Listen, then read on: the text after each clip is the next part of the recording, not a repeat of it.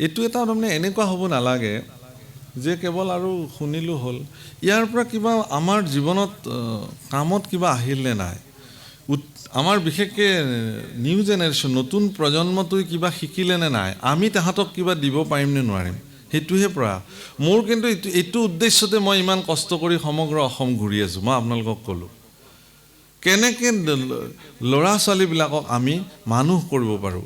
কেৱল ইউনিভাৰ্চিটিত পঢ়ি এখন চাৰ্টিফিকেট ল'লে এজন মানুহ নহ'ব পাৰে। কেৱল এটা ভাল দৰমহাধাৰী চাকৰি কৰিলে আপোনাৰ ল'ৰা মানুহ হৈ গ'ল, আপোনাৰ ছোৱালীৰ জীৱনৰ মানুহ হৈ গ'ল আৰু একো কাম নাই, সেইটো নহ'বও পাৰে। মানুহ তেতিয়া হ'ব মানুহৰ চৰিত্ৰ যেতিয়া তেওঁ জানিব, মানুহ কেনেকৈ হয়, শাস্ত্ৰই কি কৈছে সেইটো কাৰণে। গতিকে হে ভগৱান, তোমাৰ চৰিত্ৰ সাম্যকে অমৃত, ই সাক্ষাৎ অমৃত সদৃশ।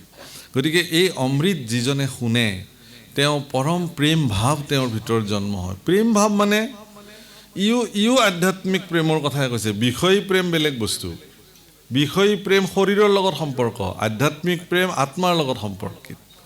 কেৱল শৰীৰৰ তৃপ্তিৰ কাৰণে যদি প্ৰেম কৰিছে সেইটো শাৰীৰিক প্ৰেম, বিষয় প্ৰেম। আৰু আত্মাৰ তৃপ্তিৰ কাৰণে, ভিতৰৰ তৃপ্তিৰ কাৰণে, আভ্যন্তৰিক সন্তুষ্টিৰ কাৰণে যিসকলে প্ৰেম কৰিছে সেইটো চূড়ান্ত প্ৰেম, সেইটো আধ্যাত্মিক প্ৰেম। সেইটো মানুহে কেতিয়াবা কি কৰে, এডাল গছত পানী ঢালিও সেই প্ৰেম তেওঁ জাগ্ৰত কৰিব পাৰে। এডাল গছত যেতিয়া এজন মানুহে পানী ঢালি দিব, দি তেওঁ তৃপ্তি লাভ কৰিব পাৰে, বাহ ইমান ধুনীয়াকৈ এইডাল গছ এতিয়া কিমান, এই খৰাং দিনত মই গছডালত গৈ হিয়াজ ভৰাই, এডাল গছ এইটো ক'ব নোৱাৰে মোক পানী লাগে বুলি, কিন্তু তাৰ পত্ৰ পুষ্প শুকাই যাবলৈ আৰম্ভ কৰিছে, আপোনাৰ দৃষ্টিগোচৰ হ'ল, আপুনি গৈ এবাল্টি পানী ঢালিছে, আপোনাৰ মন প্ৰেমেৰে ভৰি গৈছে, তৃপ্তি, মই এইটো এটা তৃপ্তি, এইটো এটা প্ৰেম। চৰাই চিৰিকটিবিলাকে কেতিয়াবা খাবলৈ নাপাই পেলাই ঘূৰি ফুৰে পানী এটুপিৰ কাৰণে। আপুনি যদি চৰাই চিৰিকটিৰ কাৰণে অকণমান পানীৰ ব্যৱস্থা ঘৰত কৰি দিব পাৰে। মই বহুত মানুহ ঘৰতে দেখিছোঁ যে খুব মাটিৰ পাত্ৰৰ মলাত ধুনীয়াকৈ বাঁহেৰে যতনাই 2-3 ঠাইত পানী থৈ দিয়ে। মই সুধিলোঁ এবাৰ যে এইটো কি কাৰণত থৈছে, বোলে এনেই থৈছোঁ ওচৰৰ পৰা চৰাইবিলাকে ভাল পানী অকণমান খাব, নহ'লে য'ৰে ত'ৰে পানী খায় সিহঁতে, তাতকৈ ইয়াত মই পানীটো সদায় সলাই দিওঁ আৰু ইয়াতে তাহাঁতে বহি বহি ধুনীয়া। আৰু হয়ো পানীৰ পাত্ৰ এটা দি দিছে আৰু চাৰিওফালে এনেকৈ কেইডালমান বাঁহ বান্ধি দিছে যতনাই পেলাই। আৰু চৰাইবিলাকক মই দেখিলোঁ অলপ পিছতে যে গোটেই বিভিন্ন প্ৰকাৰৰ চৰাই আহিছে আৰু তাত পানী খাইছে।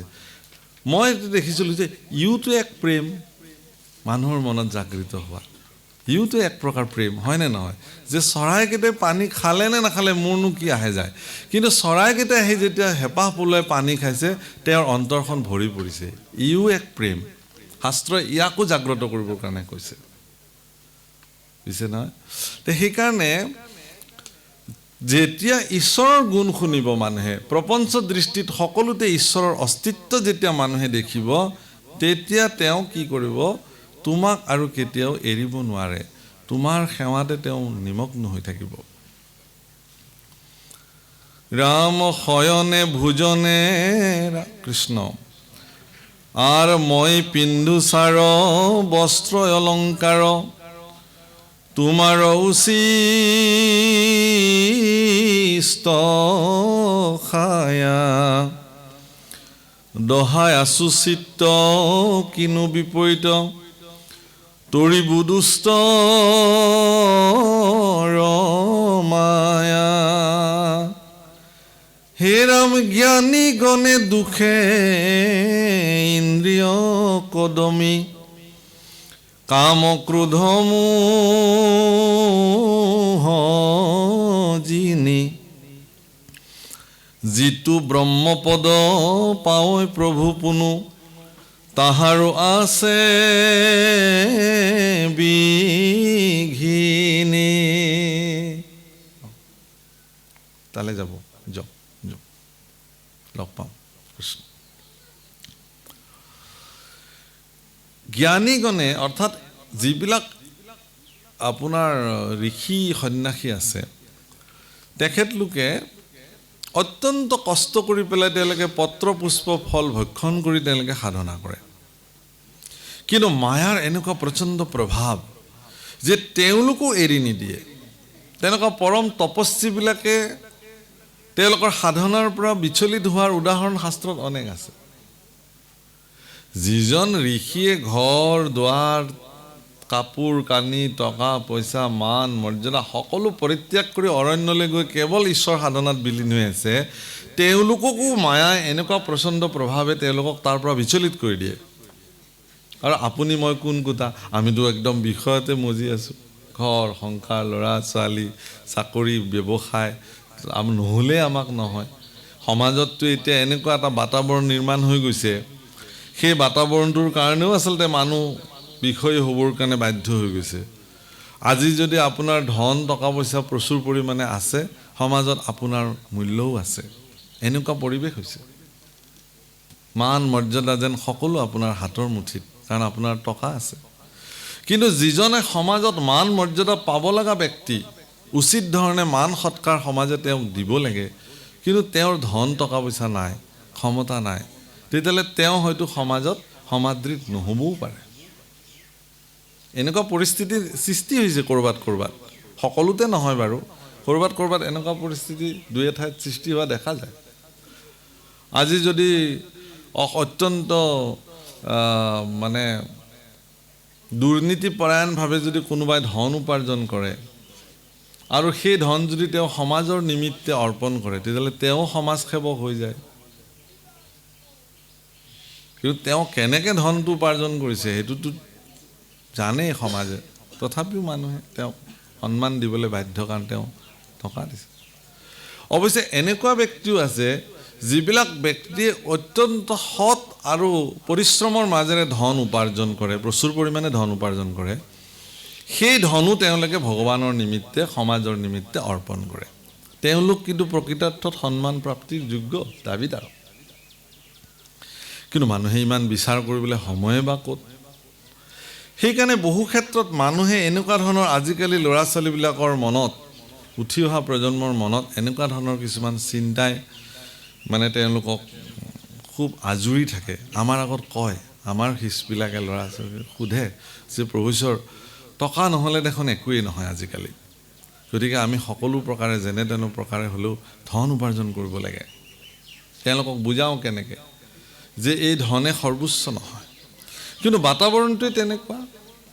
গতিকে তেওঁলোকক বুজাবৰ কাৰণে প্ৰয়াস কৰোঁ আমি যে তুমি ধন উপাৰ্জন কৰা, কিন্তু সেই ধন কাৰোবাৰ অকল্যাণ কৰি নহয়, কাৰোবাক ক্ষতি কৰি নহয়, কাৰোবাক প্ৰতাৰণা কৰি নহয়, কাৰোবাক একদম বন্দী কৰি লৈ কাৰোবাক চুচি কাৰোবাৰ পৰা ধন উপাৰ্জন কৰাৰ মানসিকতা, ই আটাইতকৈ মানে বেয়া মানসিকতা।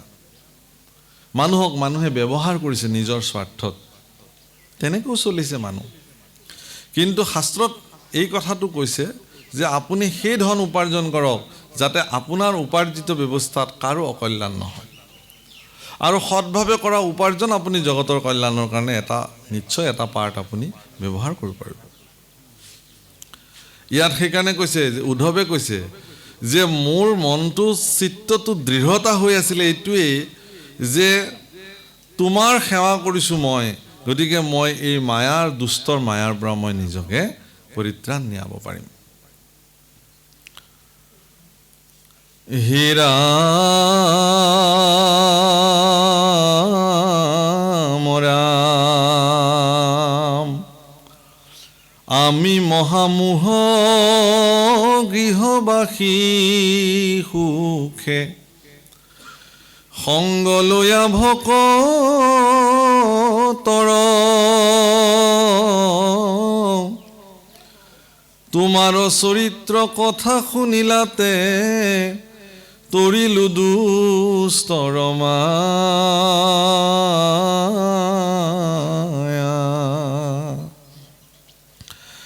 তজু পাদ পদ্ম হৃদয়ে ধৰিয়া গাইব গুণ নাম গীত,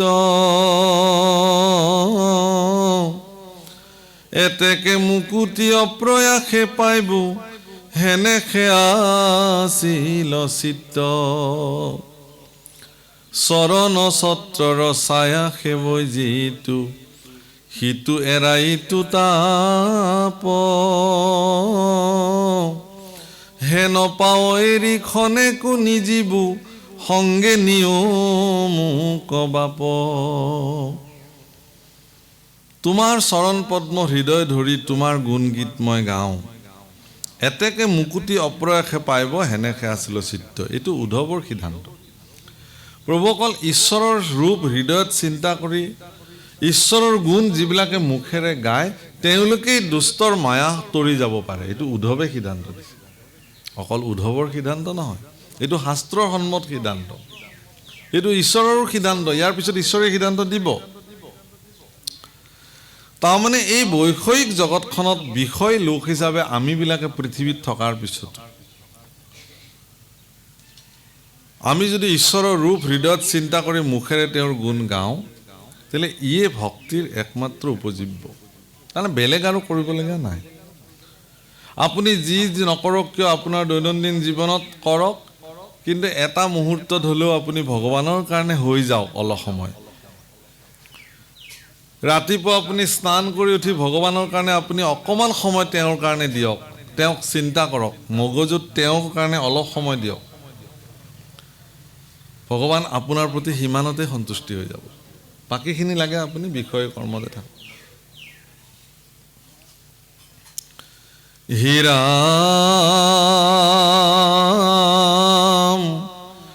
সবে পৰিহৰি চৰণ দূতই ও তোমাৰ কৰিলো খাৰ তুমি এৰিলাতে ঐ বন্ধু মাধৱ দিনতে দেখো আন্ধাৰ সমস্ত বাদ দি তোমাৰ চৰণ যুগলৈকেই মই সাৰ কৰিলোঁ হে ভগৱান হে মাধৱ যদি তুমি এৰি দিয়া মোৰ কাৰণে দিনতে এন্ধাৰ হৈ যাব তুমিয়েই মোৰ কাৰণে জীৱনৰ সৰ্বোচ্চ উদ্ধৱৰ এনেকুৱা কাতৰ বিননি ভগৱন্ত পুৰুষে শুনি আছে তেওঁ কৰিছে বাপসকল যি 6 গৰাকী ভক্ত আছে ভগৱানৰ বিশেষ ৰূপত সেই 6 গৰাকী ভক্তৰ ভিতৰত উদ্ধৱো এগৰাকী প্ৰথম গৰাকীৰ নাম ল'ব পাৰি হনুমান দ্বিতীয় গৰাকী জাম্বৱন্ত তৃতীয় গৰাকী বিভীষণ চতুৰ্থ গৰাকী উদ্ধৱ পঞ্চম গৰাকী মৈত্ৰেয় আৰু ষষ্ঠ গৰাকী হ'ল বিদুৰ আপোনাৰ বিদুৰ হস্তিনাপুৰৰ দৰে ৰাজ্যৰ তেওঁ প্ৰধানমন্ত্ৰী আছিলে কিন্তু বিদুৰৰ ঘৰত নে বহিবলৈ এখন চকী আছিল ভাল নে শুবলৈ এখন বিছনা আছিল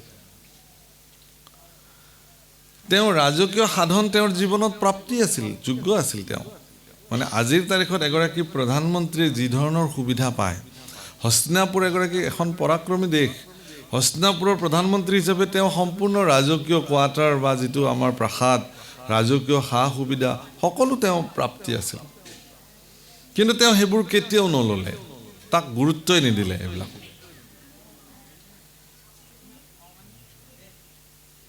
তেওঁ গুৰুত্ব নিদিলে সেইবোৰ বাদ দি পেলাই তেওঁ জীৱন চলালে সেইকাৰণে মহাভাৰতত বিদুৰৰ যি চৰিত্ৰ সেই চৰিত্ৰ আটাইতকৈ উল্লেখযোগ্য আৰু গুৰুত্বপূৰ্ণ চৰিত্ৰ কিহৰ কাৰণে যে বিদুৰৰ যি নীতি সেই নীতিক জগতৰ সৰ্বশ্ৰেষ্ঠ নীতিসমূহৰ ভিতৰতো বিদুৰ নীতিকো ধৰা হয় সেইকাৰণে আপুনি আপোনাৰ জীৱনত যদি নীতি জ্ঞান ল'ব লগা আছে তেতিয়াহ'লে বিদুৰৰ নীতি গ্ৰহণ কৰিব লাগিব মানে কেনেকুৱা মই উদাহৰণ এটা দিছোঁ যে যেতিয়া কুৰুক্ষেত্ৰ যুদ্ধ আৰম্ভ হৈ গ'ল মানে প্ৰস্তুতি চলিছে সেই মুহূৰ্তত বিদুৰে তেওঁৰ যি ৰাজকীয় পদবীক পৰিত্যাগ কৰিছে ত্যাগ দিছে যে মই আৰু প্ৰধানমন্ত্ৰী হৈ নাথাকোঁ সেই সময়ত সমাজ ব্যৱস্থাৰ কাৰণে ই এক নিন্দনীয় কাৰ্য কাৰণ এখন দেশৰ প্ৰধানমন্ত্ৰীয়ে দেশৰ শান্তিকালত তেওঁ প্ৰধানমন্ত্ৰী হিচাপে সকলো সুখ ভোগ লৈ থাকিব আৰু যেতিয়া যুদ্ধকালীন পৰিৱেশত তেতিয়া তেওঁ পদৰ পৰা পদত্যাগ কৰি গুচি যাব এইটো কোন কালৰ ন্যায় বিদুৰে কৈছিলে যে মই এইখন যুদ্ধত নাই, কাৰণ এইখন যুদ্ধ এখন অন্যায় যুদ্ধ। কৌৰৱে এখন অন্যায়ৰ পক্ষত যুদ্ধ কৰিবৰ কাৰণে সাজু হৈছে, গতিকে মই অন্যায়ৰ পক্ষত থাকিব নোৱাৰোঁ। এতেকে মই প্ৰয়োজনত মোৰ পদবীক মই পৰিত্যাগ কৰিলোঁ। এই বুলি পদবীক পৰিত্যাগ কৰিছে, কৰি তেওঁ তীৰ্থ ভ্ৰমণলৈ গুচি গৈছে। যদি তেওঁ পূৰ্বতে ৰাজকীয় সকলো ধৰণৰ সা সুবিধা গ্ৰহণ কৰি থাকিলেহেঁতেন, তেতিয়াহ'লে কিন্তু তেওঁ পদবী পৰিত্যাগ কৰিব নোৱাৰিলেহেঁতেন, কাৰণ মানুহে তেওঁক এইটো কথা ক'লেহেঁতেন। সেইকাৰণে তেওঁ সকলো পদ আদি পৰিত্যাগ কৰি, ৰাজকীয় সকলো হেৰি পৰিত্যাগ কৰি তেওঁ কি কৰিছে,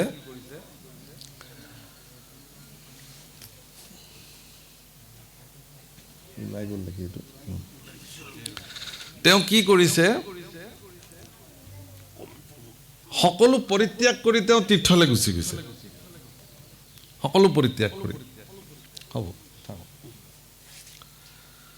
যাতে তেওঁ কোনেও আঙুলি টোৱাব নোৱাৰে যে আপুনি কিয় গুচি গ'ল বুলি। বিদুৰ নীতি। যেতিয়া যতুগৃহত পঞ্চপাণ্ডৱক জ্বলাবৰ কাৰণে মানে প্ৰস্তুতি চলায়, শকুনিয়ে দুৰ্যোধনক কৈছিল যে সকলোৱে গম পালেও এই কথাটো যাতে বিদুৰে গম নাপায়, কাৰণ বিদুৰ ইমানেই ন্যায়ৰ পক্ষত আছে যে তেওঁ যদি কেনেবাকৈ এই কথাটো গম পায়, তেতিয়াহ'লে আমাৰ এই আঁচনিটোক তেওঁ কিন্তু পূৰ্ণতা হ'বলৈ নিদিয়ে। কিন্তু বিদুৰৰ এনেকুৱা ৰাজনৈতিক বিচক্ষণ পুৰুষ আছিল বিদুৰ, যে তেওঁৰ চোৰাংচোৱা ইমানেই শক্তিশালী আছিল যে তেওঁ যেনে তেনে কথাটো গম পাই গ'ল যে এটা সম্পূৰ্ণ মানে লাহৰে দ্বাৰা নিৰ্মিত ঘৰ, যতুগৃহ, য'ত পঞ্চপাণ্ডৱক থৈ বাহিৰৰ পৰা দুৱাৰ বন্ধ কৰি দিব, এখনেই দুৱাৰ সেই ঘৰখনৰ, জ্বলাই দি পঞ্চপাণ্ডৱ সৈতে কুন্তীক তাতে বধ কৰিব। এই কথা জানি বিদুৰে যুধিষ্ঠিৰক এই কথাটো জনাবলৈ গ'ল। বিদুৰে যুধিষ্ঠিৰৰ ঘৰলৈ খোজ লোৱাৰ লগে লগে কেনেকৈ গম পালে শকুনিয়ে, তৎক্ষণাৎ দুৰ্যোধন, দুঃশাসন, শকুনি আৰু কৰ্ণ গোটেইকেইজনে আহি পেলাই আগতে আহি যুধিষ্ঠিৰৰ ঘৰত বহি থাকিলে, যাতে বিদুৰে কথাটো যুধিষ্ঠিৰক ক'ব নোৱাৰে। বিদুৰে গৈ দেখিছে, আৰে মোতকৈ আগতে বহি আছে এওঁলোকে, তোমালোকো আহিছা বোলে, ময়ো আহিছোঁ। কাকা তুমি কিয় আহিলা ইয়ালৈ? বিদুৰক সুধিছে, দুৰ্যোধনে সুধিছে, তুমি আজি হঠাৎ আহিলা যে ইয়ালৈ? কৈছে, নাই মই বহুদিন হ'ল মই এওঁলোকৰ খবৰ লোৱা নাই, এবাৰ আজি খবৰ ল'বলৈ আহিলোঁ আৰু, অন্য বেলেগ একো নাই। বহিলে, চাহ পানী খালে, আপ্যায়ন কৰিলে, কৰি লাষ্টততো দেখিলে যে এওঁলোকতো নুঠেই, এতিয়া কথাটোতো ক'বও নোৱাৰে। তেতিয়া বিদুৰে ক'লে যে ঠিক আছে ময়ো যাওঁ, বেছি দেৰি নকৰোঁ, কিন্তু যাবৰ সময়ত মই এটা প্ৰশ্ন সুধি থৈ যাওঁ তোমালোক গোটেইবিলাককে। প্ৰশ্নটোৰ উত্তৰ কাৰ হাতত আছে মোক দিবা। এখন অৰণ্যত যেতিয়া জুই লাগে, সেই অৰণ্যখনৰ প্ৰচণ্ড দাবানলত হাতী, ঘোঁৰা, বাঘ, সিংহ চব জ্বলি ভস্ম হৈ যায়, কোনো বাচি যাব নোৱাৰে। কিন্তু এটা বিশেষ জীৱ আছে, সেই জীৱটো কিন্তু অৰণ্যত জুই জ্বলিলেও তেওঁলোক নমৰে। সেই জীৱটো কোন? তেতিয়া উত্তৰটো আহিল যে এন্দুৰবিলাক। সিহঁতে যেতিয়া জুই লাগে তেতিয়া গাঁত খান্দি তললৈ সোমায়, কাৰণ মাটিটো ঠাণ্ডা হৈ থাকে নহয়, জুয়ে মাটিটোক প্ৰভাৱ নেপেলায়। গতিকে তাহাঁতে বহুত তলত গৈ সিহঁতে অৱস্থান কৰে আৰু তাত বাচি যায়। বা সিহঁতে কি কৰে, খান্দি খান্দি গৈ গৈ গৈ জুই নলগা জাগাৰে ওলাই সিহঁতে সেনেকৈ গুচি যায়। ঠিকে আছে, ঠিকে আছে। মই এই কথাটো তোমালোকে জানা নে নাজানা এনেই সুধি চালোঁ আৰু। দৰাচলতে বিদুৰে যুধিষ্ঠিৰক ইংগিতটো দি থৈ গ'ল যে তোমালোকেও এই দাবানলত পৰিবলৈ গৈ আছা, চাৰিওফালৰ পৰা দুৱাৰ বন্ধ কৰি তোমালোককো জ্বলাই দিয়া হ'ব, তোমালোক যিমান বাহুবলী পৰাক্ৰমী হ'লেও নোৱাৰিবা, ঘৰ ভাঙিব নোৱাৰা। গতিকে এই প্ৰচণ্ড লাহৰ জুইত তোমালোকে মৃত্যুবৰণ কৰিবা। তাতকৈ উপায়টো এটাই আছে, সেইটো হ'ল কি, তলেৰে গাঁত খান্দি সেই ঘৰটোৰ পৰা পলায়ন কৰিব লাগিব। এই বিদুৰ নীতি। আৰু যিজন ব্যক্তিক গাঁত খান্দিবৰ কাৰণে বিদুৰে প্ৰেৰণ কৰিছিল, তেওঁৰ হাতত এটা পিঞ্জৰাত এটা এন্দুৰ ভৰাই যুধিষ্ঠিৰক উপহাৰ দিবৰ কাৰণে পঠিয়াই দিছিলে। আৰু সেই পিঞ্জৰাটো লৈ আহিছিলে, আহি কৈছে যে এইটো মহাৰাজ যুধিষ্ঠিৰক উপহাৰ দিবলৈ আহিছোঁ। কোনে পঠিয়াইছে? বোলে বিদুৰে পঠিয়াইছে। যুধিষ্ঠিৰ প্ৰচণ্ড বুদ্ধি সম্পন্ন লোক আছিল, সেইকাৰণে যুধিষ্ঠিৰ বুজি পালে কথাটো। ঠিক আছে, তোমাৰ কামটো তুমি কৰা। সেইকাৰণে মজিয়াৰ পৰাই গাঁত খান্দি সেই অৰণ্যৰ দুৱাৰেৰে গাঁত খান্দি উলিয়াই দিলে ৰাতিৰ ভিতৰতে। ৰাতি ঘৰ জুই জ্বলিলে আৰু সেই গাঁতে গাঁতে গৈ তেওঁলোকে প্ৰাণ ৰক্ষা কৰিছিলে। গতিকে বিদুৰৰ এই যে নীতি, মই এই কথাটো কোৱাৰ প্ৰয়োজনীয়তাটো এইটোৱেই যে পাণ্ডৱ পৃথিৱীত জীয়াই থাকিব লাগিব। কাৰণ বিদুৰ কোন? স্বয়ং ধৰ্মৰ অৱতাৰ, যমৰ অৱতাৰ, ধৰ্মৰাজ মানে বিদুৰ। আকৌ যুধিষ্ঠিৰো ধৰ্মৰ অৱতাৰ। ভগৱান কৃষ্ণই ধৰ্ম ৰক্ষা কৰিবৰ কাৰণে পৃথিৱীলৈ আহিছে। গতিকে ভগৱান কৃষ্ণই কাক কাক হাতত লৈ পেলাই ধৰ্ম ৰক্ষাৰ আঁচনি কৰিব, সেই আঁচনি কৰা তালিকাখনত পঞ্চপাণ্ডৱৰ নামো সন্নিৱিষ্ট হৈ আছে। এই কথা ধৰ্মই জানে। প্ৰভুসকল, আজি যে আপোনালোকে এই কামত যিসকলে ইয়াত সহযোগিতা কৰিছে, এইবিলাক কামত লাগি ছাতি আছে, ঈশ্বৰে তেওঁলোকক নিৰ্ণয় কৰে আচলতে এনেধৰণৰ সমাজৰ কল্যাণকাৰী কামত কাক কাক লোৱা হ'ব। বুজিছেনে কথাটো? তেওঁলোক নিৰ্বাচিত হৈ যায় ভগৱানৰ দ্বাৰা। সেইকাৰণে তেওঁলোকে আহি ইয়াত কাম কৰিছে, বেলেগে কৰা নাই। আপোনালোকে নাভাবিব, এই অনুষ্ঠানত যিসকলে লাগি ছাতি কাম কৰিছে তেওঁলোক পৰম সৌভাগ্যৱান। কাৰণ পৰোক্ষভাৱে হ'লেও ভগৱানৰ পৰা তেওঁলোক দৃষ্টিত নিৰ্বাচিত লোক, যে মোৰ কৰ্মৰ কাৰণে তোমালোক নিৰ্বাচিত হৈছা। গতিকে পঞ্চপাণ্ডৱক ভগৱানে তেওঁলোকক মানে ধৰ্ম প্ৰতিষ্ঠা, অধৰ্মৰ বিনা, সন্তসকলৰ পালন, এই তিনিটা বিশেষ উদ্দেশ্যৰ কাৰণে তেওঁলোক ভগৱানৰ সহযোগী হিচাপে নিৰ্ণীত। তেওঁলোকৰ পত্নী দ্ৰৌপদী হ'ব লাগিব, যজ্ঞত জন্ম দিছে, যাজ্ঞসেনী দ্ৰৌপদী। সেইকাৰণে তেওঁলোকৰ কাৰণে আনিছে যে দ্ৰৌপদীহে পাৰিব, বেলেগে নোৱাৰে। গতিকে সকলো আঁচনি ভগৱানে নিৰ্মাণ কৰি ৰাখে। সেইকাৰণে বৰ্বৰিক বুলি এজন বীৰ পুৰুষ আছিল, তেওঁ কুৰুক্ষেত্ৰ যুদ্ধ কৰিবৰ কাৰণে আহিছিল। পৰম পৰাক্ৰমী বৰ্বৰিকক ভগৱান কৃষ্ণই ক'লে, তুমি কাৰ পক্ষত যুঁজিবলৈ যাবা? বোলে মই কৌৰৱৰ পক্ষত যাম। বোলে কৌৰৱৰ পক্ষত যোৱাৰ আগতে তুমি মোক সন্তুষ্টি কৰিব লাগিব। সন্তুষ্টি তেওঁ ভগৱানক কৰিলে কেনেকৈ? নিজৰ ডিঙি কাটি তেওঁ সন্তুষ্টি কৰিলে ভগৱানক। ভগৱান তেওঁৰ প্ৰতি খুব প্ৰসন্ন হৈ গ'ল। কি লাগে কোৱা? বৰ্বৰিকে ক'লে যে হে প্ৰভু, মই কুৰুক্ষেত্ৰ যুদ্ধত যিহেতু আহিছিলোঁ, মইতো ভাগ ল'ব নোৱাৰিলোৱে, কিন্তু মই কুৰুক্ষেত্ৰ যুদ্ধখন চাবৰ মন আছে। সেইকাৰণে বৰ্বৰিকৰ অকল মুণ্ডটো, চিহ্ন মুণ্ডটোৱে গোটেই 18 দিনীয়া যুদ্ধখন এটা নিৰ্দিষ্ট স্থানৰ পৰা ভগৱানৰ কৃপাত চাই থাকিলে তেওঁ দিব্য দৃষ্টিৰ দ্বাৰা। সেইকাৰণে যুদ্ধ সমাপ্তিত এদিন পঞ্চপাণ্ডৱক লগত লৈ ভগৱান বৰ্বৰিকৰ ওচৰলৈ গ'ল। বৰ্বৰিকৰ চিহ্ন মুণ্ডই খুব আনন্দৰে থকা দেখিলে যুদ্ধ চোৱাৰ পিছত।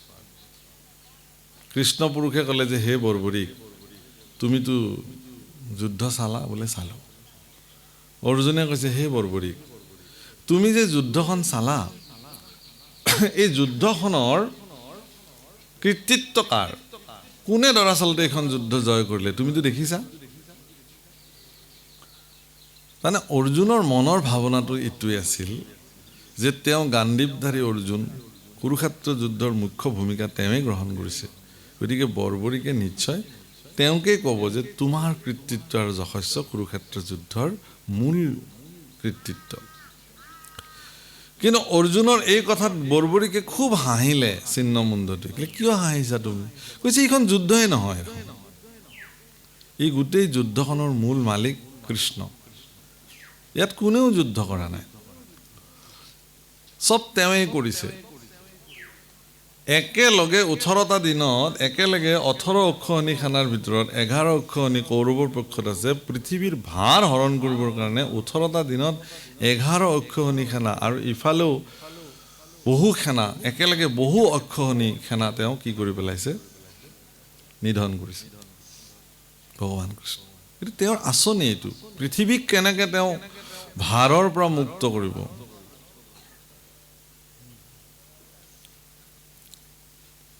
কাৰণ বসুমতীয়ে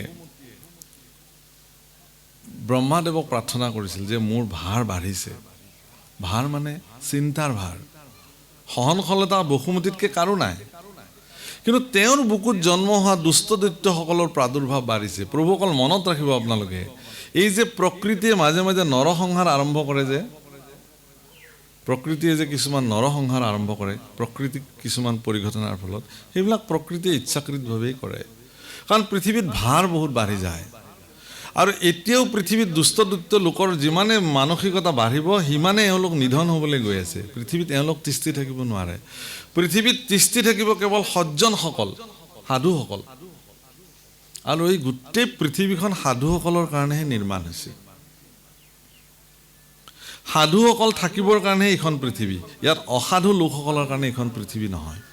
সেইকাৰণে যুগে যুগে সাধুসকলৰ লগত অসাধুসকলৰ দ্বন্দ্ব, সংস্কৃতিৰ বিপৰীতে অপসংস্কৃতি বা বিকৃতিৰ যিটো দুষ্কৃতিকাৰীসকলৰ যিখন দ্বন্দ্ব, যুদ্ধ, সেইটোৱেই লাগি আছে। আজিও পৃথিৱীত আপুনি যদি সংস্কাৰিত কথা ক'বলৈ যায়, অসংস্কাৰিতসকলে আপোনাৰ বিৰুদ্ধে দপদপাই থিয় হৈ উঠিব। আজিও আপুনি কৈ চাওকচোন এবাৰ, আপোনাক নিদিব ইমান সহজে। কিন্তু সেই বুলি সন্তসকল কেতিয়াও হাৰ নামানে। সন্তসকলে যুঁজি যাব ভগৱানৰ কৃপাত। পৃথিৱীত সাধুতাক প্ৰৱৰ্তন কৰিবৰ কাৰণে সন্তসকল দায়বদ্ধ। আপোনালোকৰ দৰে সাধুজন, সেইকাৰণে কৈছে সাধুজন বন্দন। সাধুজনে যাক বন্দনা কৰিছে কৃষ্ণ পুৰুষক, তেওঁ এইকাৰণেই বন্দনা কৰিছে যে হে প্ৰভু, তুমি এই কৰ্মটো জগতত সাধন কৰা।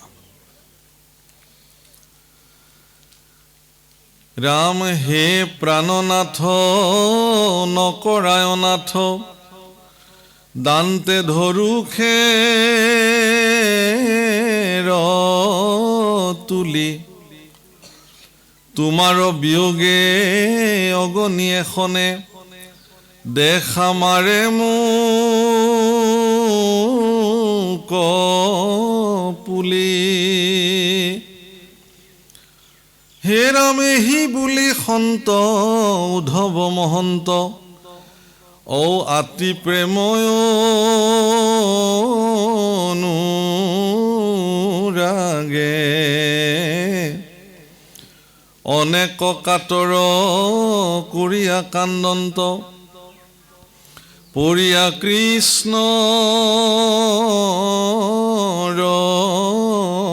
আগে। চৰণত পৰি কান্দিবলৈ ধৰিলে উদ্ধৱে যে হে প্ৰভু, হে প্ৰাণনাথ, মই দান্তে খেৰ তুলিছোঁ। দান্তে খেৰ তোলা মানে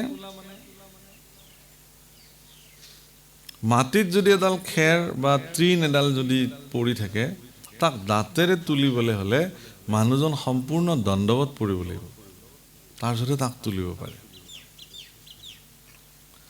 আৰু দাঁতেৰে খেৰডাল কামুৰি ধৰালৈকে তেওঁ একো বাক্য নকয়। তাৰমানে মোৰ ক'বলগীয়া শেষ, মই অৱনত হ'লোঁ, তোমাৰ ওচৰত সমৰ্পিত হ'লোঁ। অখণ্ডিত সদা শুদ্ধ চৈতন্য শক্তিৰ বলে, মোৰ প্ৰভু নাৰায়ণে, তুমি দূৰ কৰিয়াছা মায়া। অখণ্ডিত চৈতন্য শক্তিৰ দ্বাৰা ভগৱানে সৰ্বদা মায়াক নিবাৰণ কৰি ৰাখিছে। কিন্তু সেই অখণ্ডিত সদা শুদ্ধ চিত্তৰ যদি আপুনি প্ৰৱেশ কৰিব নোৱাৰে, তেতিয়াহ'লে মায়া আপোনাৰ পৰা কেতিয়াও বিচ্ছিন্ন নহয়।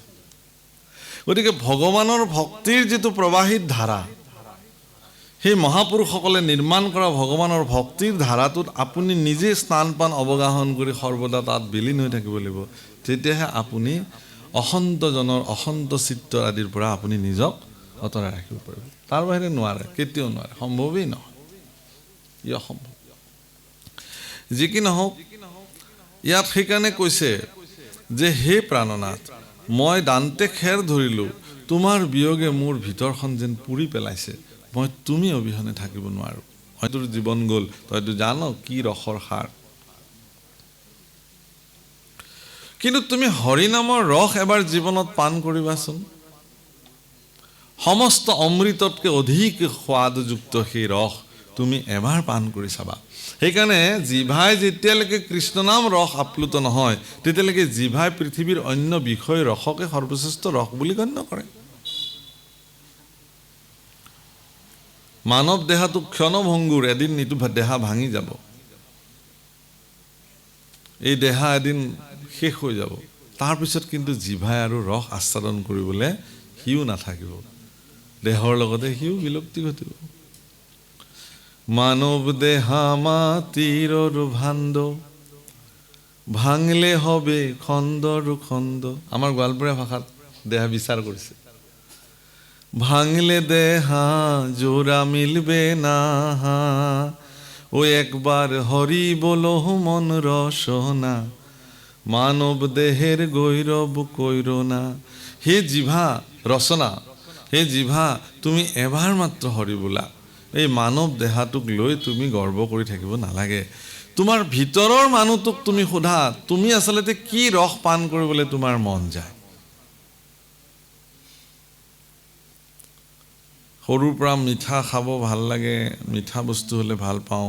বাচ্চাবিলাককো আপুনি তিতা দিলে সি নাখায়, এবাৰ খুৱাই দিলে দ্বিতীয়বাৰ আৰু সি মুখেই নেমেলিব। কিন্তু গোল্লাটো ভাঙি ভাঙি এটুকুৰ এটুকুৰকৈ দি থাকক, 10 বাৰ হ'লে 10 বাৰে মুখখন মেলি দিব। তাৰমানে এই শিশু অৱস্থাৰ পৰাই জিভাখনে এনেকুৱা বিষয়ী ৰূপ সি লৈ ল'লে, সি মানে গোল্লা বুলি ক'লে গোল্লা গোল্লা এইটো মিঠাই খোৱা, বা বাচ্চাটো ধুনীয়াকৈ মুখখন মেলি দিব পোৱালিটোৱে। কিন্তু এইটো তিতা খোৱাচোন, অকণমান কান্দিব, চিঞৰ বাখৰ কৰিব, জোৰ জবস্তি মুখ মেলি খুৱাব লাগিব। দৰৱ নাখায়, মিঠা দিলে খাব। কেলে? সেইটো মানুহৰ দেহৰ বৈষয়িক চৰিত্ৰ, সেইটো জ্ঞান বুদ্ধি নহওক লাগে, কিন্তু শৰীৰটো এনেকুৱাকৈ গঢ় লৈ পৃথিৱীলৈ আহিছে, সেই শিশুটোও জানে যে এইটো মোৰ কাৰণে সোৱাদ। গতিকে অনিয়ন্ত্ৰিত, এতিয়া শিশুটোক কোনে নিয়ন্ত্ৰিত কৰিব? তেওঁৰ পিতৃ মাতৃয়ে কৰিব লাগিব তেতিয়াৰ পৰাই। যে ই মুখখন টপৰ টপৰকৈ মেলি আছে কাৰণে আপুনি আপোনাৰ শিশুটোক এটা গোল্লা গোটেই খুৱাই দিব নেকি? নিদিব আপুনি, তাক তেতিয়াৰ পৰাই নিয়ন্ত্ৰিত কৰিব লাগিব। পিছত যে কি হ'ব, বোলে মই বৰ মৰমেৰে আপোনাৰ কাৰণে 10টা গোল্লা আনিছিলোঁ, আপুনি নাখালে বৰ দুখ পাম। সেই আপুনি মোক মাৰিব খুজিছে নেকি? আপোনাৰ মৰমটো ল'বলৈতো মোৰো ইচ্ছা আছে, কিন্তু মই এতিয়া আপোনাৰ মৰমটো ল'ব নোৱাৰোঁ, এটুকুৰো খাব নোৱাৰোঁ, মোক একদম ডাক্তৰে পূৰা মানা কৰি থৈ দিছে। তথাপিও আৰু এটামান কিবাকৈ ল'ম বাৰু, তথাপিও ল'ব। জিভাক নিয়ন্ত্ৰণ কৰিব নোৱাৰে। তো গতিকে কিন্তু আপুনি ইমান মৰমেৰে দিয়া গোল্লাকেইটা মই এতিয়া খাব নোৱাৰোঁ, কিয় খাব নোৱাৰোঁ? তেনে জিভাই ৰস আস্বাদন কৰোঁতে কৰোঁতে জিভাই শৰীৰটোক এনেকুৱা পৰ্যায়লৈ লৈ গুচি গ'ল, এতিয়া ইচ্ছাকৃতভাৱে বৈষয়িক ৰস তেওঁ পান কৰিব নোৱাৰে। গতিকে ইচ্ছা থকাৰ পিছতো মোৰ সন্মুখত থকা ভোগ, যিটো এইটোকো ভোগ বোলে। সেইকাৰণে এটা বিষয়ী ভোগ, এটা আধ্যাত্ম ভোগ। আপুনি লওক সিদ্ধান্ত। সেইকাৰণে আপোনাৰ ল'ৰা বা আপোনাৰ ছোৱালীজনীক যেতিয়াৰ পৰাই মন মানসিকতা জনা হ'ব, তেতিয়াৰ পৰাই আপুনি এই ডিফাৰেঞ্চ তাহাঁতক দিয়ক যে তুমি সিদ্ধান্ত লোৱা, বাছা, তুমি বিষয় ভোগত ৰত হৈ থাকিবা নে আধ্যাত্মিক ভোগত তুমি ৰত হৈ থাকিবা? কোনটো ভোগ তোমাক লাগে? যদি তুমি আধ্যাত্মিক ভোগত জীৱন কটাব খুজিছা, তেতিয়াহ'লে তোমাৰ মনুষ্য জীৱন ধৰাৰ সাৰ্থক হ'ব। আৰু যদি বিষয় সুখত, তেতিয়া তাৰ উদাহৰণ নামঘোষাত দিছে, দন্তবিহীন যেন কুত্তা, চোবাই বাক নপাৰয় হাড়, লৰফৰ কৰি চেলে কয় মাত্ৰ। দাঁত সৰি গ'ল কুকুৰৰ, সন্মুখত মাংসৰ টুকুৰা, চোবাবও নোৱাৰে, অৱস্থাও নাই, খোৱাৰ প্ৰবল মানসিকতা, গোন্ধ শুনি থাকিব পৰা নাই, আৰু তাক চোবাব নোৱাৰিলে এনেই জিভাৰে চেলেকিয়ে আৰু সন্তুষ্টি লবিলে। আমাৰো অৱস্থা সেইটো, বুজাই বুজিব কথাবিলাক। এনেকুৱা ইন্দ্ৰিয় প্ৰবৃত্তি আমাৰ আছে, এটা সময়ত সেই ইন্দ্ৰিয় প্ৰবৃত্তি কোনো কাৰণত সক্ৰিয় নহয়, কিন্তু মনততো ইন্দ্ৰিয় প্ৰবৃত্তিটো প্ৰবল হৈ থাকিল। তেতিয়া কি কৰিব? সেই দাঁত নোহোৱা কুকুৰটোৰ অৱস্থা আৰু মানুহটোৰ অৱস্থা একেই হৈ গ'ল। সেইকাৰণে কৈছে যে এতিয়াৰ পৰাই আপুনি নিয়ন্ত্ৰিত কৰক। অসুবিধাটো কি আছে? এতিয়াৰ পৰাই নিয়ন্ত্ৰিত কৰক। হে প্ৰভুসকল, আধ্যাত্মিক জগতে আপোনাক এই অৱস্থাটোলৈ লৈ যাবৰ কাৰণে প্ৰয়াস কৰিছে যে ইন্দ্ৰিয়ৰ আসক্তি যিমান আছে তাৰ সীমাবদ্ধতা নাই, তাৰমানে কোনো পৰিসীমা নাই, পৰিধিবিহীন ইন্দ্ৰিয়ৰ মানে আসক্তি ভোগ। কিন্তু আধ্যাত্মিক জগতত ইন্দ্ৰিয়ৰ আসক্তি ভোগৰ পৰিসীমা নিৰ্ণয় কৰা হৈছে। যে ইমানখিনিতে থাকিব লাগিব, ইয়াতকৈ তুমি যাব নোৱাৰা। গতিকে সেই সীমাত যেতিয়া তেওঁ নিয়ন্ত্ৰিত জীৱন কটাব, তেতিয়া তেওঁৰ জীৱনত আটাইতকৈ শ্ৰেষ্ঠ সম্পত্তিটো জন্ম হ'ব, যাৰ নাম ভক্তি। যিটো মহাপুৰুষ গুৰুজনাই অত্যন্ত কঠোৰ ব্যৱস্থাৰ দ্বাৰা, শ্ৰমৰ দ্বাৰা তেওঁ গীত পদ কৰিলে, সংস্কৃতৰ পৰা অসমীয়ালৈ শাস্ত্ৰ অনুবাদ কৰিলে, ভাওনাৰ সৃষ্টি কৰিলে, খোল সৃষ্টি কৰিলে, কেনেকৈ ভকতসকলক মানে ঈশ্বৰমুখী কৰিব লাগিব তাৰ কাৰণে প্ৰয়াস কৰিছে। উদ্ধৱক সন্ত বুলি কৈছে ভাগৱতে, উদ্ধৱক মহন্ত বুলি কৈছে ভাগৱতে। উদ্ধৱ মহন্ত। প্ৰভুসকল আমাক আপোনালোকে মহন্ত বুলি কৈছে,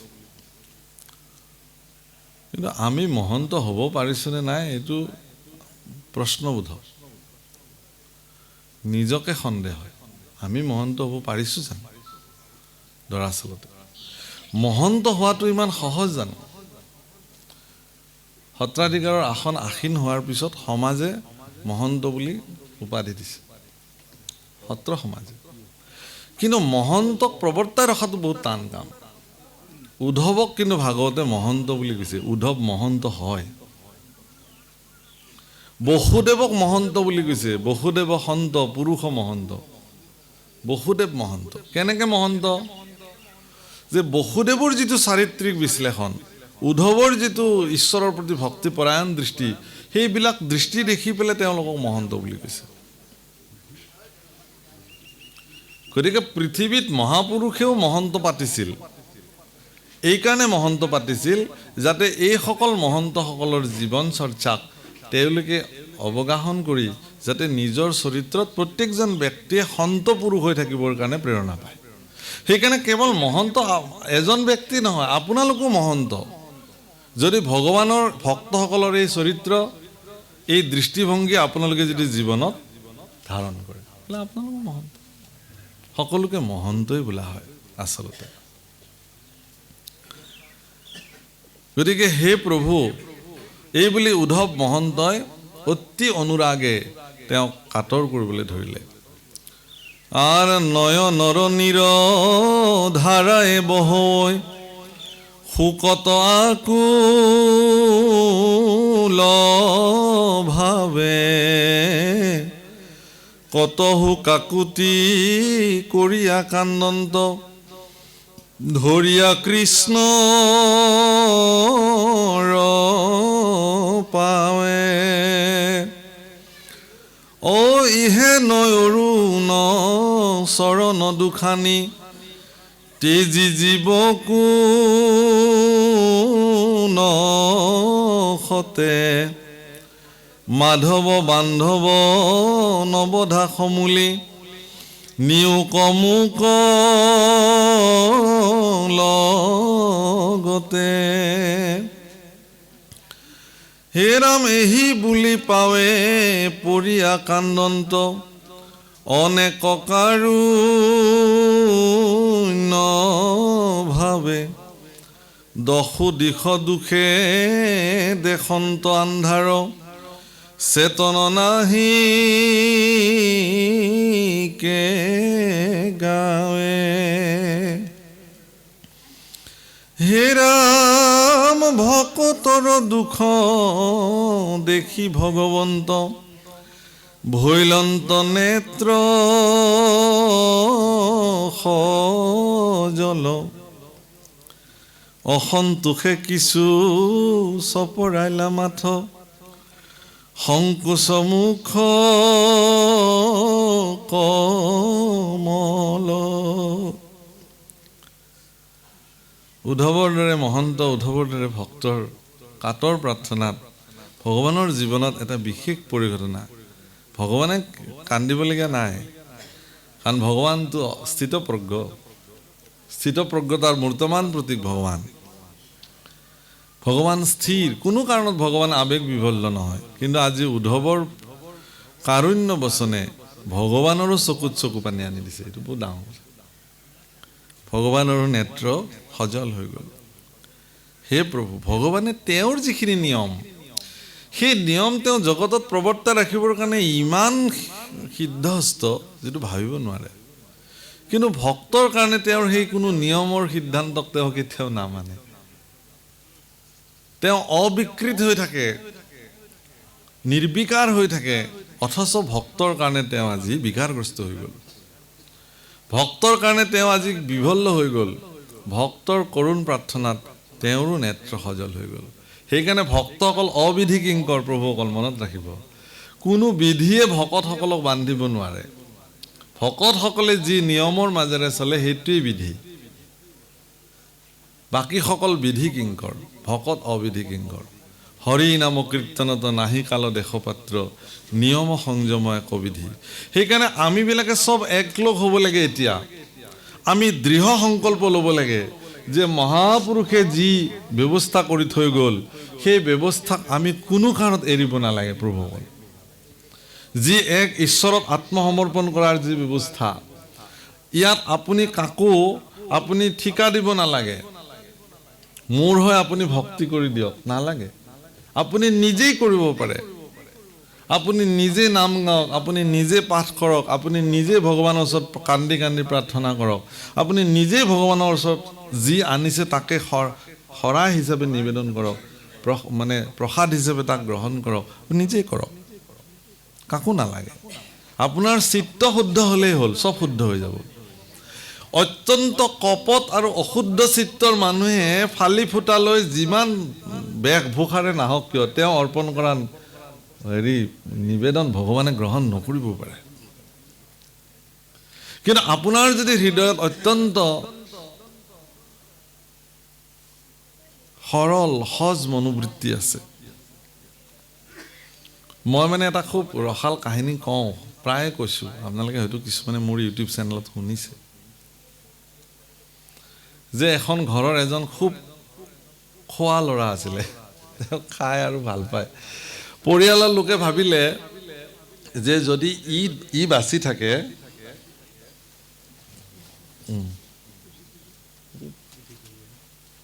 ঠিক কৰি দিয়কচোন, অসুবিধা হৈছে। নহয় নহয়, ইফালৰ পৰা দিয়ক, ওপৰৰ পৰা দিয়ক। নালাগে।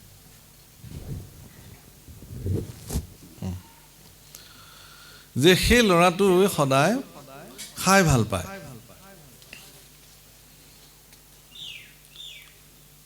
এদিন পৰিয়ালৰ লোকে তাক দেখিলে যে ই যদি আমাৰ পৰিয়ালত থাকে তেতিয়াহ'লে আমি গোটেইবোৰ লঘনে মৰিব লাগিব। সেইকাৰণে তাক ঘৰৰ পৰা উলিয়াই দিলে। সি গুচি গ'ল ঘৰৰ পৰা। যেতিয়া ঘৰৰ পৰা সি গুচি গ'ল তেতিয়া সি কান্দি কান্দি চিন্তা কৰি আহিলে যে মই এতিয়া ক'ত থাকিম। তেওঁ এখন আশ্ৰমত প্ৰৱেশ কৰিলে। সেই আশ্ৰমখনৰ যিজন আশ্ৰমৰ অধীশ্বৰ তেওঁ সুধিলে যে গুৰুদেৱ, মই ইয়াতে থাকিব পাৰিমনে? অঁ পাৰিবা। ইয়াত কি কাম? একো কাম নাই, ঈশ্বৰৰ নাম ল'ব লাগে। আৰু আশ্ৰমৰ যি কাম আছে, আশ্ৰমত গৌশালা আছে, গৰুক ঘাঁহ দিব লাগে, গৰুক পালন কৰিব লাগে, চাফ চিকুণ কৰিব লাগে, ঈশ্বৰৰ কৰ্ম কৰিব লাগে, ৰন্ধা বঢ়া কৰিব লাগে, বাছ যি আছে, যাৰ যি ভাল পায় কৰিলে হ'ল। আৰু আশ্ৰমহে এইখন। বোলে ইয়াতে খাব ল'ব ঠিকে পায়নে গুৰুদেৱ? অঁ পায়। বোলে যোনে যিমান খাব খোজে ইমান দিয়েনে? অঁ দিয়ে দিয়ে, থাকিব পাৰিব। গতিকে তেওঁ দেখিলে যে তাত তেওঁ ঠিকেই আছে, তেওঁ ধুনীয়াকৈ খাইছে সুন্দৰকৈ। এদিন তেওঁ দেখিছে যে কোনো মানুহ ৰান্ধনশাললৈ যোৱা নাই, তাতো ভোক লাগি আহিছে। শেষত সি গুৰুদেৱক গৈ সুধিলে যে গুৰুদেৱ, আজি কি খোৱা লোৱাৰ ব্যৱস্থা নাই নেকি? বোলে আজি নাই, আজি একাদশী ব্ৰত, আজি কোনেও নাখায়। ভগৱানেও নাখায়নে? বোলে আজি ভগৱানকো দিয়া নাযায়, আজি একাদশী ব্ৰত আছে। ব্ৰত ভাঙিলে ভগৱানকো দিব, নিজেও খাব। বোলে মই কি কৰিম? বোলে তুমিও একাদশী পালন কৰিব লাগিব, আজি খাবলৈ দিয়া নহয়। বোলে গুৰুদেৱ, মই যদি একাদশী পালন কৰোঁ তেতিয়াহ'লে দ্বাদশীটো মই দেখাই নাপাম, মই মৰিব লাগিব, মই নোখোৱাকৈ থাকিব নোৱাৰোঁ। আৰে এইটোতো ডাঙৰ কথা হ'ব। বোলে সঁচাকৈ মোৰ এতিয়া গাটো বেয়া লাগি আহিছে, মোৰ কি হয় ঠিক নাই, মই মানে নোখোৱাকৈ মই থাকিব নোৱাৰোঁ। আৰে এইটো ডাঙৰ কথা হ'ল।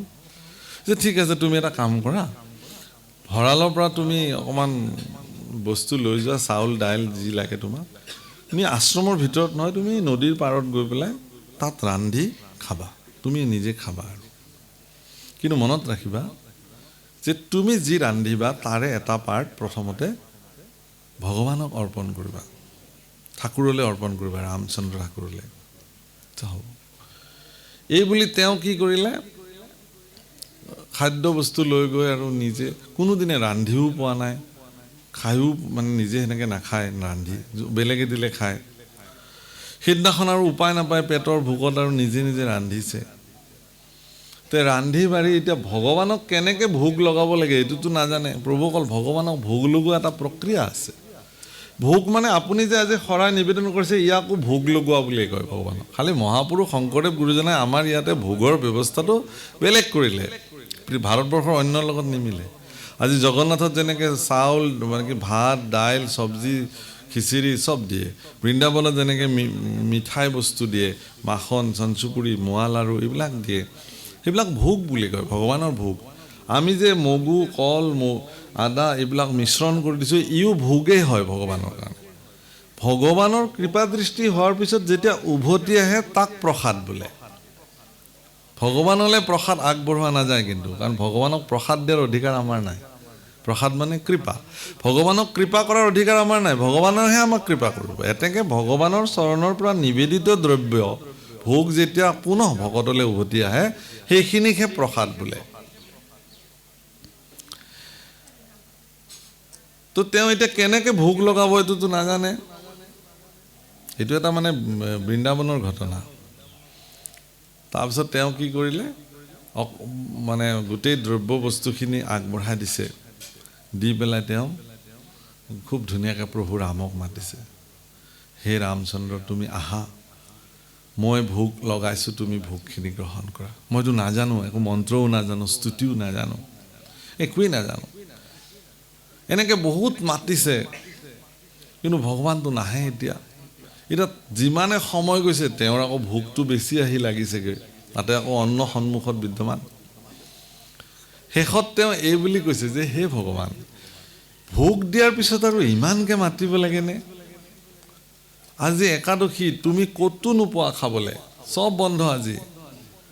গতিকে তোমাৰ ভাগ্য ভাল প্ৰভু, আজি ময়ে তোমাৰ কাৰণে মাত্ৰ ৰান্ধি দিছোঁ।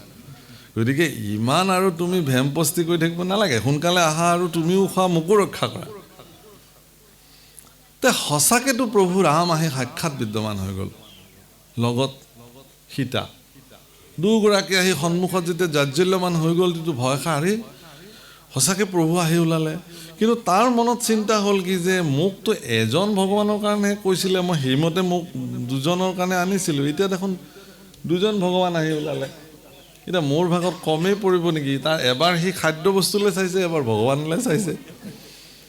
ভগৱানে বোলে কি হৈছেনো তোমাৰ, দিয়া আকৌ ভোগ, তুমি মাতিছা আমি আহিছোঁ। তাকে প্ৰভু, ঠিক আছে ঠিক আছে লওক প্ৰভু। নহয় নহয়, তোমাৰ মনত কিবা এটা খেলি আছে, কোৱাচোন কি? নাই নাই নাই নাই একো নাই, আপুনি লওক প্ৰভু। ভগৱানক ল'বলৈ দিলে।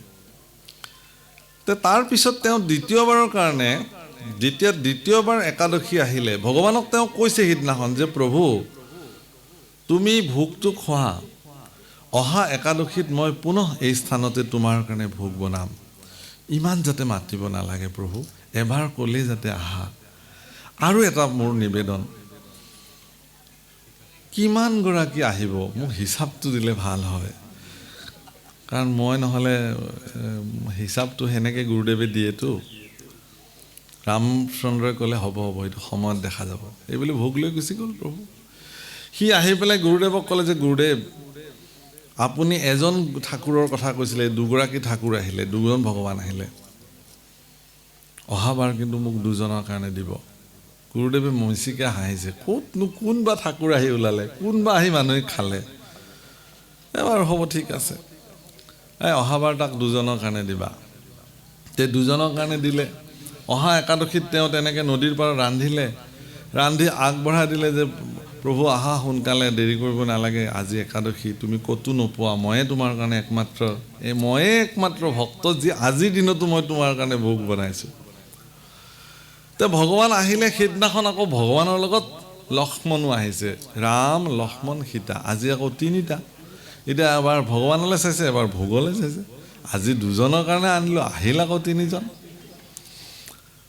ৰামচন্দ্ৰই আকৌ মিচিকে হাঁহি মাৰি কৈছে, তেওঁতো অন্তৰ্যামী, বুজি পায়তো চব কথা। কি হ'ল তোমাৰ?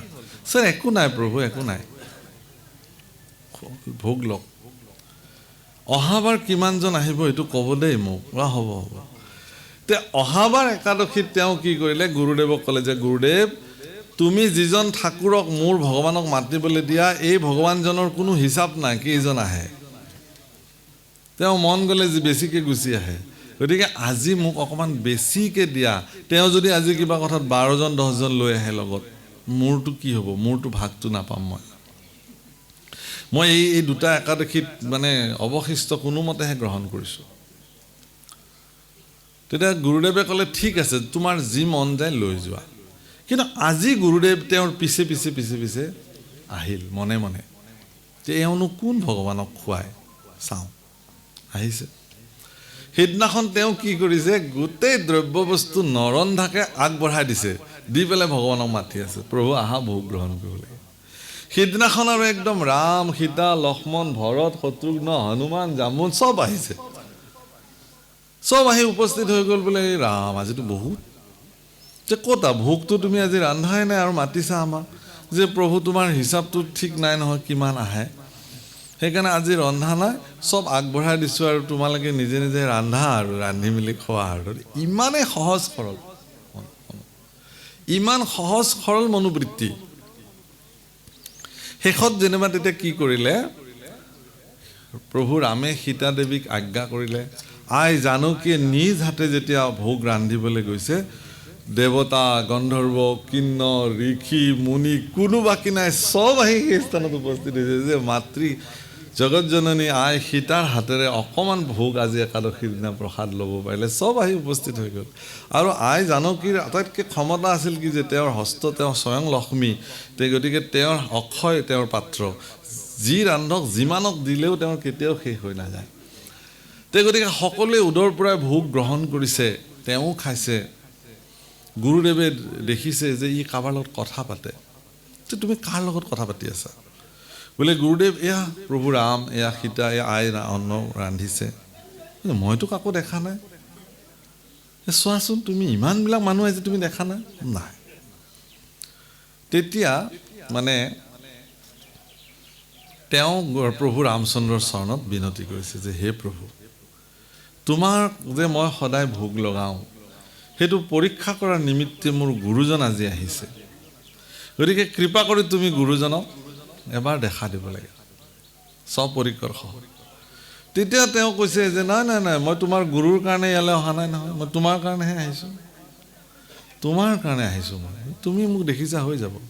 বোলে নহয় নহয়, এইটো মোৰ প্ৰাৰ্থনা। তেওঁৰ একান্ত প্ৰাৰ্থনাত গুৰুক ভগৱান ৰামচন্দ্ৰই স্বপৰিকৰ সহ যিমান আহিছে চবে সাক্ষাৎ কৰিলে। গুৰু আচৰিত হৈ গ'ল, কান্দিব ধৰিলে, দণ্ডৱত পৰি ভগৱানৰ চৰণত, যে হে প্ৰভু মোৰ জীৱন ধন্য আজি। কৈছে যে গুৰুৰ কৃপাত শিষ্যই ঈশ্বৰ দৰ্শন কৰে, এই কথা আমি জানো, কিন্তু আজি এনেহে ভাগ্য যে শিষ্যৰ কৃপাত গুৰুৱে ভগৱান দৰ্শন হ'ল আজি। এইটো কেনেকৈ সম্ভৱ হ'ল? একদম সহজ সৰল হৃদয় এখনেৰে ভগৱানক অৰ্পণ কৰাৰ কাৰণে। সেইকাৰণে মই কৈছোঁ যে আমিবিলাকে বৰ বেছি আৰ্টিফিচিয়েল কি কয় এইবিলাক কৃত্ৰিমতাৰে আপুনি ভগৱানক ভজাৰ কথা নাভাবিব। যি হাতত পৰিছে, যিখিনি যোগাৰ কৰিব পাৰিছে, সেইখিনিকে পৰম পবিত্ৰ দ্ৰব্য বুলি ভগৱানৰ চৰণত নিস্বাৰ্থভাৱে অত্যন্ত সহজ সৰল আৰু শুদ্ধ মনেৰে আপুনি ভগৱানক অৰ্পণ কৰক, আপোনাৰ অৰ্পিত দ্ৰব্য ভগৱানে গ্ৰহণ কৰিব। আৰু আজি উদ্ধৱে এই কথাটোকে কৈছে যে এই সকলোবিলাক আচলতে কি, যে মই নিজেই নিজক সমৰ্পিত কৰিছোঁ, আৰু সেইকাৰণে ভগৱান তেওঁৰ প্ৰতি সমৰ্পিত হৈ গৈছে। তেওঁৰ চকুতো চকু পানী আহিছে, নিয়মকো তেওঁ উলংঘা কৰিছে প্ৰয়োজনত ভক্তসকল। সেইকাৰণে ভগৱানে তেওঁলোকৰ কাৰণে কোনো নিয়ম বন্ধা নাই। আৰু ধন ৰাম পুত্ৰ পৰি শুনা নৰলোক, মহন্তৰ শোক দেখা দুখকে নমত, ধন জন যত জীবন যৌৱন জানা হবে শাশ্বত। অলপ উপদেশ দিছে। উপদেশত কৈছে যে সেই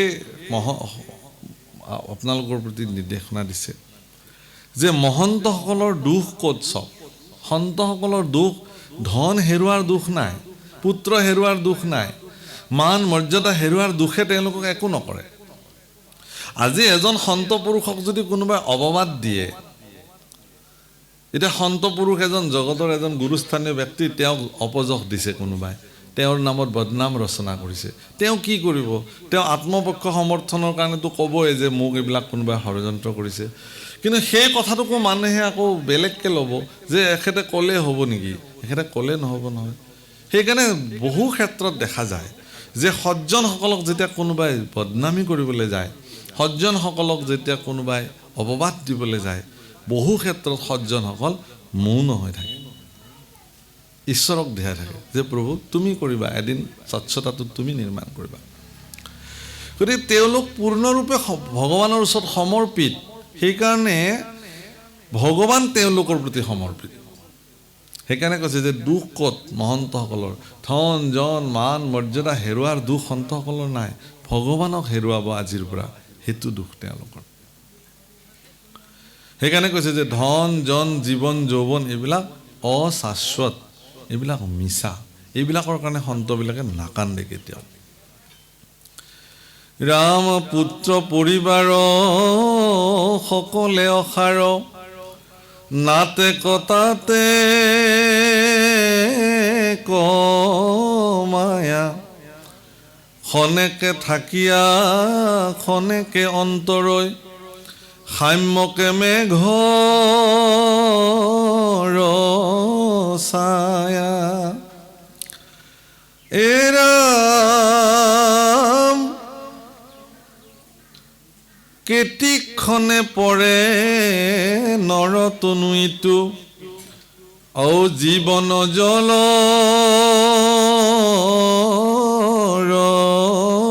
ৰেখা, সততে চিন্তিও কৃষ্ণৰ চৰণ, মৰণ এভুনে দেখা। মৰণটো চাওক, সকলোৰে সন্মুখত মৰণ বিদ্যমান হৈ আছে। গতিকে কৃষ্ণ চিন্তা কৰিবই লাগিব। জীৱনটো পানীৰ জলৰ ৰেখা বুলি কৈছে, কেতিয়া ই বিনাশ হৈ যায় কোনেও ক'ব নোৱাৰে। ৰাম দেৱে তীৰ্থে যাক তাৰিবে নোৱাৰৈ, পাতে কত গলা তলক, হৰি নাম পাইলে তেখনে উদ্ধাৰে, দেখা ভকতিৰ বল। দেৱতাই তীৰ্থই অন্যান্য ব্যৱস্থাই তেওঁক তৰিব নোৱাৰে। যিবিলাক পাপী একদম নৰকত ডুবি আছে, পাতেকত তল গৈ আছে, তেনেকুৱা ব্যক্তিৰ যদি জীৱনত হৰিনাম সংযোগ হৈ যায়, তেতিয়াহ'লে সেই হৰিনামে তেওঁক তাৰিব পাৰে। হৰিৰ নাম হৰিৰ নাম হৰিৰ নাম কেৱলম, কলো নাস্তি নাস্তব্য নাস্তব্য গতিৰ অন্যথা। হৰিনাম ব্যতিৰেকে আৰু অন্য গতি নাই নাই নাই। হৰিনামৰ বল প্ৰভুসকল, সেই হৰিনাম আমি ল'ব লাগে, সেই হৰিনামত আমি আশ্ৰয় ল'ব লাগে। মহাপুৰুষ কৃপালু গুৰু শংকৰ মাধৱ দুজনাই দেখুৱাই দিয়া বিশুদ্ধ মাৰ্গত আমিবিলাক প্ৰৱৰ্তি থাকিব লাগে। জীৱনটোক মানুহ হিচাপে উপভোগ কৰিব লাগে প্ৰভুসকল, দানৱ হিচাপে উপভোগ কৰি লাভ নাই। সহজ সৰল জীৱন কটাওক, কৃতজ্ঞ হওক ভগৱানৰ ওচৰত, আপোনাক মানুহ কৰি তেওঁ জন্ম দিছে। সমস্ত জীৱক দয়া কৰিব পৰা ক্ষমতা ভগৱানে আপোনাক দিছে। সকলো জীৱৰ প্ৰতি কৰুণা দৃষ্টি দিব পৰাৰ কৰুণা গুণ আপোনাক ভগৱানে প্ৰদান কৰিছে। আপুনি এইবিলাক কিয় ঢাকি ঢাকি লুকাই লুকাই থৈ দিছে? উন্মুক্ত কৰি দিয়ক। আপুনি কৰুণা নিধান হৈ যাওক, আপুনি দয়াৰ সাগৰ হৈ যাওক, আপুনি সকলোৰ প্ৰতি কৃতজ্ঞ হ'বলৈ শিকক, সকলোকে প্ৰতি প্ৰেম ভাৱনা। আপোনাৰ চাব, আপোনাৰ শৰীৰ এনেকুৱা ধনাত্মক উৰ্জা সৃষ্টি হৈ যাব। আপোনাক যদি কোনোবাই এবাৰ আলিংগন কৰে, তেওঁৰ ব্যক্তিৰ শৰীৰতো এক বিশেষ শক্তি উৎপন্ন হৈ যাব। সেইকাৰণে যিবিলাক অত্যন্ত ধনাত্মক ব্যক্তি পৃথিৱীত, যাৰ মন মানসিকতাত কেতিয়াও ঋণাত্মকতা নাহে, তেওঁলোকক যদি কোনোবাই স্পৰ্শ কৰে কেনেবাকৈ, তেতিয়া তেওঁৰ সেই স্পৰ্শ কৰোতাজনৰ জীৱনতো সেই শক্তিসমূহ জাগ্ৰত হৈ যায়। এইটো বহুত ডাঙৰ কথা। সেইকাৰণে সজ্জনৰ সংগ ল'বৰ কাৰণে কৈছে, কাৰণ সজ্জনসকলৰ এৰি দিয়া নিশ্বাসতো পাপ নষ্ট হয় বুলি কৈছে। তাৰ বায়ু পাপ সমস্ত হৰে, ইমানেই ক্ষমতা। সেইকাৰণে মোৰ এইটোৱেই নিবেদন যে আপোনালোকে নিজে বিচাৰ কৰি চাওক, শাস্ত্ৰ পঢ়ক, কীৰ্তন পঢ়ক, নামঘোষা পঢ়ক, ভাগৱত পঢ়ক, গুৰুজনাৰ বাণীসমূহ পঢ়ক, বৰগীতসমূহ গাওক, ভাওনাত আপোনালোকে দেখিছে ঈশ্বৰ কেনেকৈ নিৰ্ণয় কৰা হৈছে, জীৱ জগতৰ প্ৰতি কেনেকৈ কল্যাণকাৰী দৃষ্টি দিয়া হৈছে। গীতাত কৈছে যে অদৃষ্ট্বা সৰ্বভূতানাম, সকলো ভূতৰ প্ৰতি আপুনি হিংসাশূন্য জীৱন কটাওক, আপুনি প্ৰেমৰ মূৰ্তি হৈ যাওকচোন মানুহ। আপুনি এনেকুৱা জীৱন আৰু সেন্থৰে দ্বিতীয়বাৰ নাপায়, আৰু ভাগৱতেও কৈছে এই কথা। আৰু যে মানুহ হৈ পৃথিৱীত আহিব, আপুনি এই কথা ভাবিবই নোৱাৰে। গতিকে আপুনি মানুহ হৈ পৃথিৱীখনলৈ আহিছে, এই দুদিনীয়া জীৱনটোত আপুনি জাত পাত, উচ্চ নীচ, ভেদ, ধনী দুখীয়া, এইবিলাক ভেদাভেদ চব বাদ দি দিয়ক। মানুহ হিচাপে সকলোৱে সকলো আঁকোৱালি লওক। এটা সুন্দৰ জীৱন, হৰি ঈশ্বৰ সকলো কাৰণে, দুখীজনৰ কাৰণেও ভগৱান, সুখীজনৰ কাৰণেও ভগৱান, দৰিদ্ৰজনৰ কাৰণেও ভগৱান, ধনীজনৰ কাৰণেও ভগৱান, পৰম শিক্ষিতজনৰ কাৰণেও ভগৱান, মূৰ্খজনৰ কাৰণেও ভগৱান, দৈত্যৰ কাৰণেও ভগৱান, অসুৰৰ কাৰণেও ভগৱান, দেৱতাৰ কাৰণেও ভগৱান, ভগৱান চবৰ কাৰণে। গতিকে আমিবিলাকে গুৰুজনাই দেখুৱাই থোৱা আৰ্হিৰ পৰা কোনো কাৰণত বিচলিত যাতে নহওঁ, তাৰ প্ৰতি দৃঢ়তা হ'ব লাগে। আমাক ধুনীয়া নামঘৰ দি থৈ গৈছে। নামঘৰটো এখন বিশ্ববিদ্যালয় ক্ষেত্ৰ, য'ত আমি জীৱন কষ্টিশীলত ঘঁহি ঘঁহি জীৱন গঢ়িব পাৰোঁ, আদৰ্শ শিকিব পাৰোঁ। নামঘৰৰ মজিয়াত গুৰুজনাৰ আদৰ্শত জীৱন সুন্দৰ কৰিব পাৰোঁ, অসুবিধা একো নাই আমাৰ, মাত্ৰ সদিচ্ছাৰ প্ৰয়োজন। গতিকে আমাৰ মাজত থকা এই যিবিলাক ভিন্ন মনোবৃত্তি, কোনে কি কৰিছে, কোন ক'ত গ'লে কোন অসুচি হয়, অশুদ্ধ হয়, অশুদ্ধ হয়, এইবিলাক কথা বাদ দিব লাগে আৰু এতিয়া, হয়নে? কোনোবাই কোনোবাৰ মংগলজনক অনুষ্ঠানত কোনোবা গ'লে কোনোবা অসুচি হ'ব, এনেকুৱা কথা ক'তো গুৰুজনাই লিখি থৈ যোৱা নাই। সকলোৰে মংগলজনক অনুষ্ঠান আমাৰ কাৰণে চব শ্ৰদ্ধেয়, এইটো। গতিকে আমিবিলাকে কেতিয়াও বিচলিত হ'ব নালাগে। আৰু আটাইতকৈ ডাঙৰ কথা কি হ'ল, পৃথিৱীত ধাৰ্মিক ব্যক্তিসকলৰ পৰিচয় সহনশীলতা। তেওঁলোক যদি সহনশীলতাৰ সীমা পাৰ কৰি দিয়ে, তেতিয়াহ'লে কোনো ধাৰ্মিক নহয়। তেতিয়াহ'লে সহনশীলতা থাকিবই লাগিব। লগে লগে যদি আপুনি চূড়ান্ত সিদ্ধান্ত লৈ পেলায়, তেতিয়াহ'লে সহনশীলতা দেখোন পৃথিৱীৰ পৰা লুপ্ত হৈ যাব। যিটো সহনশীল শক্তি, সেইটো ভকতসকলৰ আছে। ভকতসকলৰ এইটো এটা শ্ৰেষ্ঠ গুণ বুলি ধৰা হৈছে। মহন্তৰ ক্ষমাসে ভূষণ, ভক্তসকলৰ ক্ষমাই শ্ৰেষ্ঠ অলংকাৰ। তেওঁলোকে যোনে যি ক'লেও তেওঁলোকে ক্ষমা কৰি দিব পাৰে। হে ভগৱান, এইটো মোক কোৱা নাই, আচলতে তেওঁৰ যি অজ্ঞানবশতঃ কিবা কৈছে যদিও ইয়াত মই কোনো ধৰণৰ মোৰ আক্ষেপ নাই, মই তোমাৰ চৰণতে নিবেদন কৰিলোঁ, বাছ ভক্ত মুক্ত হৈ গ'ল চিন্তাৰ পৰা। কিন্তু আমি যদি তাকেই ধৰি হিংসা প্ৰবৃত্তিত পৰস্পৰে পৰস্পৰৰ শত্ৰু হিচাপে থিয় হৈ যাওঁ, এই আমি এমুঠিমান মানুহ, এই এমুঠিমান মানুহৰ মাজতে যদি আমি বিভাজিত হ'বলৈ আৰম্ভ কৰোঁ, তেতিয়াহ'লে শত্ৰুৱে দেখোন আমাক চাৰিওফালৰ পৰা আহি গিলিব। এতিয়াতো আমাৰ হেংদাং ধৰাৰ সময়, যাতে শত্ৰুৱে আমাক আমাৰ সভ্যতা সংস্কৃতিৰ পৰা বিচলিত কৰিব নোৱাৰে। এতিয়া আমি একদম বল বান্ধি আমাৰ ঐক্যতাক দেখুৱাৰ সময়। গতিকে গুৰু আদৰ্শত থাকি, ঈশ্বৰৰ প্ৰতি শ্ৰদ্ধা ভক্তি ৰাখি, গুৰুৰ প্ৰতি শ্ৰদ্ধা ভক্তি ৰাখি, আমাৰ মনৰ সকলো মলিনতা আমি ধুই দূৰ কৰি পেলাই পৰস্পৰে পৰস্পৰৰ লগত মিলি জুলি জীৱন আগবঢ়াই নিয়াটোহে আজিৰ তাৰিখত মূল কথা। আৰু সেইটো একদম সহজ, হৰিনাম কীৰ্তনৰ জৰিয়তে, গুৰুৰ আদৰ্শৰ জৰিয়তে। হে ৰাম ৰাম কেতি ক্ষণে পৰে নৰতনুইটো, ৰাম দুৰাচাৰ যেবে হৰি নাম লয়, সিও শুদ্ধ আতি কৃষ্ণক স্মৰণে হুঁয়তে খনে অন্তজ উত্তমতে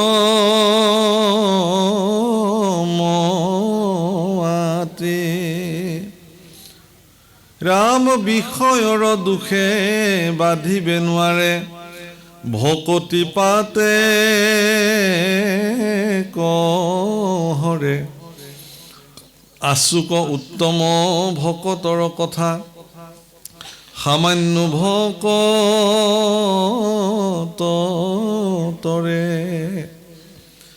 আৰ ভকতিৰ দেখি আচাৰ্য মহিমা ভৈলন্ত কৃষ্ণ বিস্ময় হেন জানি তু হৰিৰ নামত এৰিও হবে সংশয়। গতিকে কিবা যদি মনত সন্দেহ সংশয় আছিল হৰিনামত সকলো বাদ দিলোঁ।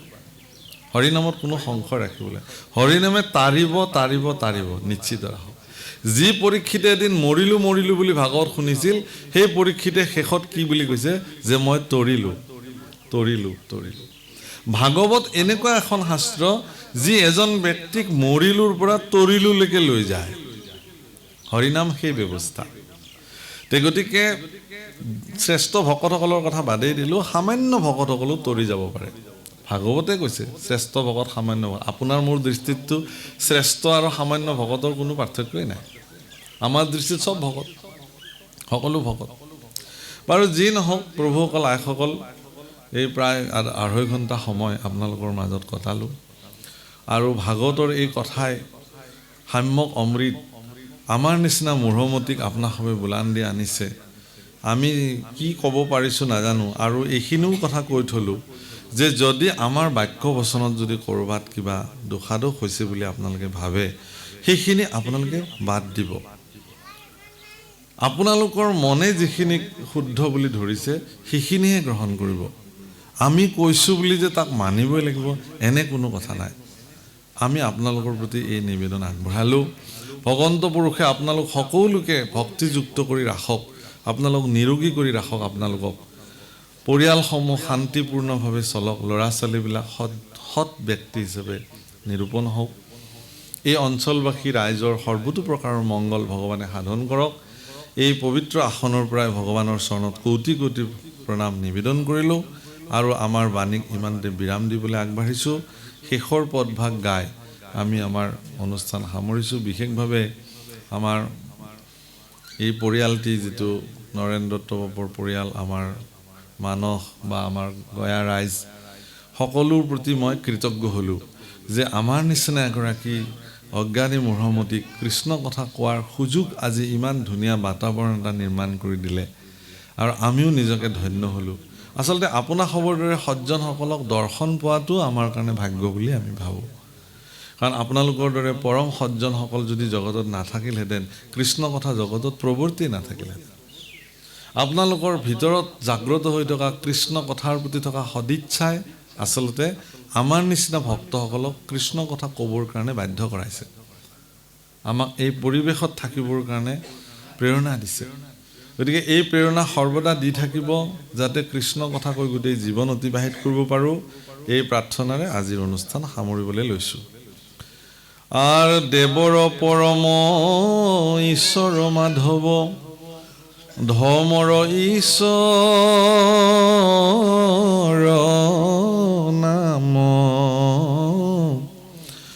সুদৃঢ় বিশ্বাসে কৰি নিৰন্তৰে ডাকি বোলাৰা